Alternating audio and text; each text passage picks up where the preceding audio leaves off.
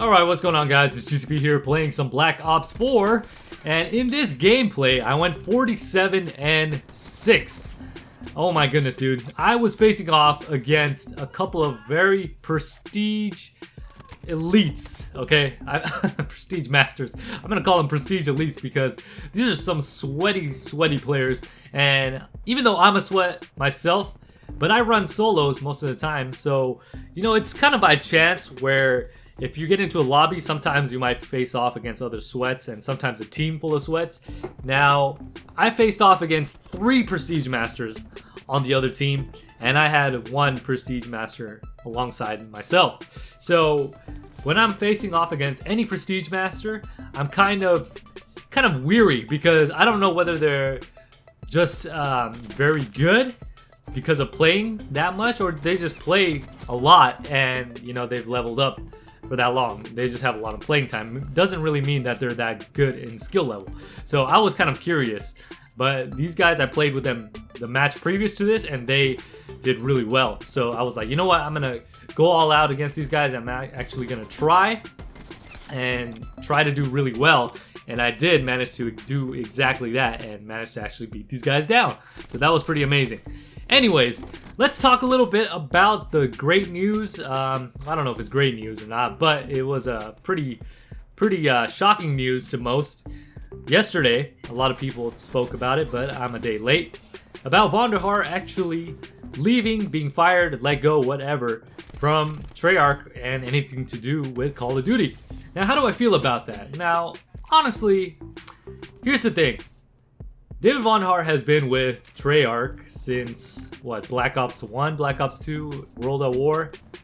And even though Black Ops 1 and Black Ops 2 were some of the greatest Call of Duty games, in my opinion, they were good because of a team as a whole. Yes, he, at the helm, had a lot to do with that.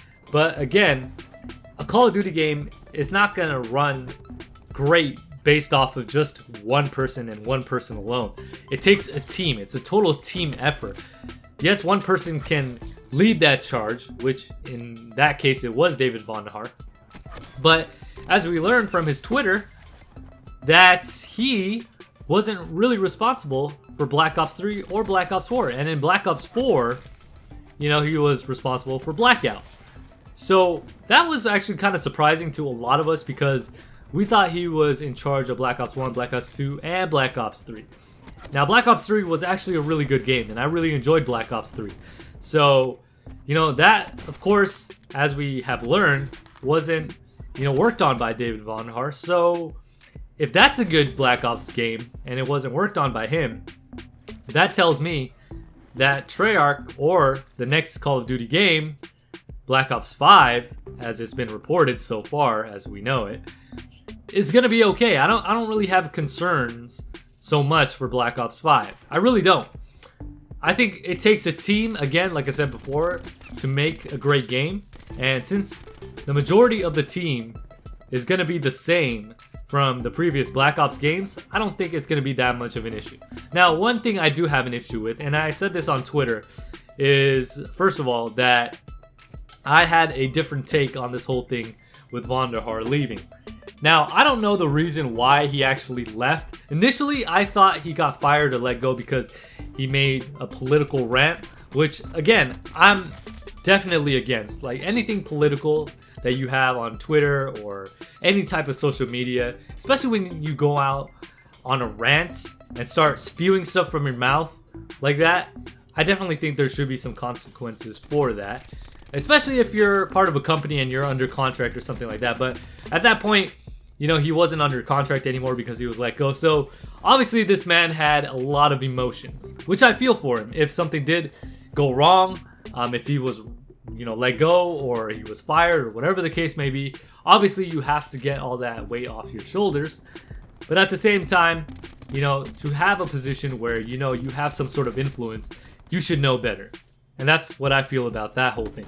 And initially, like I said before, I didn't know the reason why. I don't think a lot of people do know the reason why he's no longer with Call of Duty. But I thought initially it was because of that rant. And I was like, you know what? If somebody goes on a rant like that, making things like super political and, you know, just dropping, you know, all these swears and curses and all that crazy stuff. It shows that you're emotionally not very stable, and obviously maybe there's a reason for you being fired or being let go. So I kind of have a different take about it, but I learned later on that it might not have been because of that. It was probably because of something else that led up to him, you know, feeling like he's free enough to say whatever he wants. And yes, there is a freedom of speech in the US, but sometimes I do feel like there's too much freedom, if that makes any sense.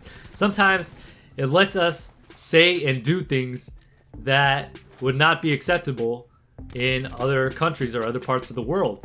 And honestly, it's true. I think that sometimes too much of freedom can be a bad thing, because it allows us to get away with stuff that is really offensive and honestly can do some damage to not only people, but, you know, companies and development teams, you name it, just any organization for that matter.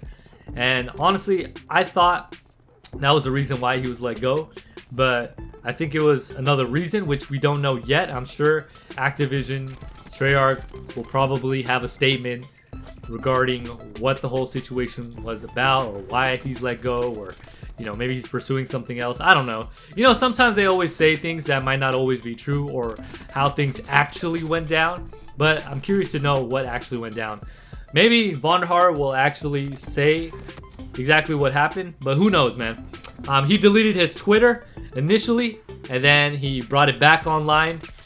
And I don't know, the whole situation is kind of funky. We don't really exactly know the whole story, but I'm looking forward to the truth coming out at some point, as I'm sure you guys are, and I'm sure he is going to have a great career, great rest of his career with whichever, you know, development studio that he plans to go with. Obviously, he's a very talented guy. I want to thank him for his work in Black Ops, in the whole series, and also World at War as well. Just his sheer dedication to this franchise has been amazing. So best of luck to him, but we'll be all right, I think.